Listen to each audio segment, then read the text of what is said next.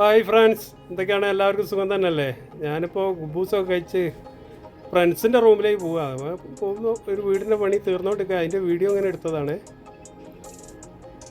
ആ കാണുന്ന ആ ബിൽഡിങ്ങൊക്കെ അതാ പുതിയ ബിൽഡിങ്ങാണ്, പുതിയതായിട്ട് വന്നതാണ്.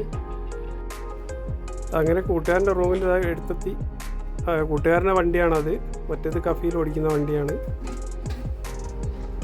ഇതാ റൂമിലേക്ക് ഇതാ കയറിക്കൊണ്ടിരിക്കുകയാണ്.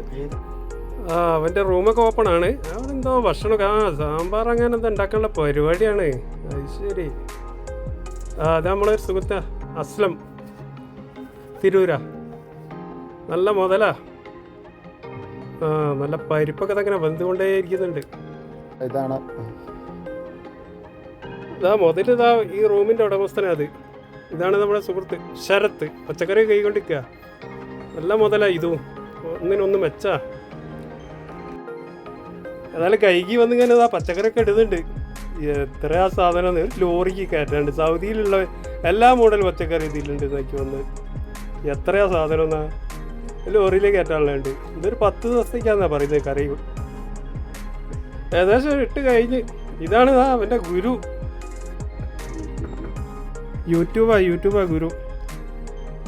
ഇത് നോക്കിയാ കറിയൊക്കെ വെക്കുന്നത്. ഒട്ടുമിക്ക പ്രവാസികളുടെ അവസ്ഥ ഇത് തന്നെയാണ്. യൂട്യൂബിൽ നോക്കുക, എന്തെങ്കിലും കറികളൊക്കെ വെക്കുക. അങ്ങനെയൊക്കെയാണ് ഇവിടെ ജീവിച്ചു പോകുന്നത്.